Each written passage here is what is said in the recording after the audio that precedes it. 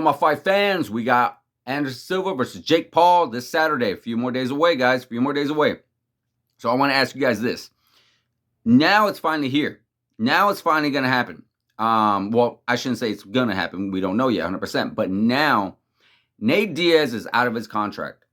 And I believe for the longest time, we've had Jake Paul call out Nate Diaz.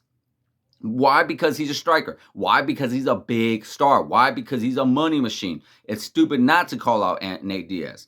So the fact that he's calling him out, the fact that he wants to fight him, the fact that now he has the potential to actually fight him, is it going to happen? My opinion, yes, guys, it's going to happen if, and that's a big if, he beats Anderson Silva. Because I promise you, yes, there are guys like Tommy Fury. Yes, there are guys like Hasim Rahman that he could go against and have, decent challenges against. But there is nobody, and I mean nobody, and that's also including Anderson Silva, that's going to be a bigger star that Jake Paul is going to face other than Nate Diaz. Nobody.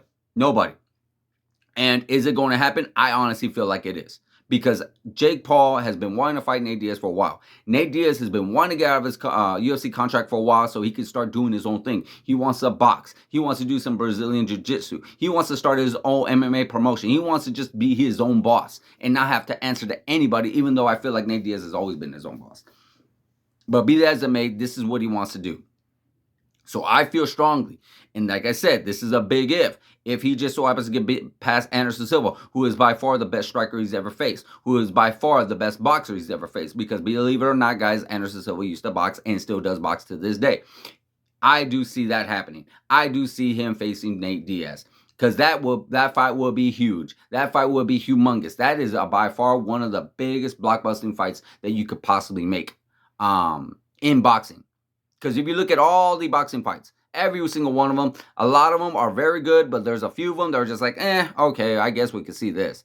But this one would actually catch all eyes. This one would catch this will make all kinds of money. This will break all kinds of records. I do feel like it would. Because of the trash talk, because of the buildup, because of the history that Nate Diaz has with the UFC, and the fact that he has been going back and forth. There's so much going into this, guys, that it'll be a tragic it doesn't get made. Now, does it get made if he loses? I don't think so, because I do feel like Nate Diaz would just pretty much say, nah, man, you lost. Why am I going to go against you? Because Nate Diaz really doesn't go against losers all that much. He wants to go against winners. He wants to go against big fights. When he went against Conor was on a winning streak. He went against Leon Edwards. Leon Edwards was on a winning streak. Jorge Masvidal, winning streak, Unfortunately, the only person that he went against that was losing was Tony Ferguson, and that was a late place opponent. He was supposed to go against Hamzat. We already know what happened there. So yeah, that's not Nate's style. Nate's style is going against big fights, who is the big star, who is the big payday. So I definitely see that going against. Now, it quite possibly could happen with Anderson Silva and Nate. That's another possibility. Do I feel Anderson Silva wants to do that? I don't think so. I really don't, because I think it's just too much. And he already fought his brother and such. So, yeah, I can't really see that. You know what? I could be wrong. Anderson Silva could see that as a big payday too, because that would be a big payday. I mean, imagine Anderson Silva versus Nate Diaz in a boxing match. Both great high-level boxers in the MMA community. That would be actually a very fun fight to see. I know a lot of MMA fight fans are like, oh, well, no, I want to see these guys fight MMA. Like, guys, it would be just as much fun.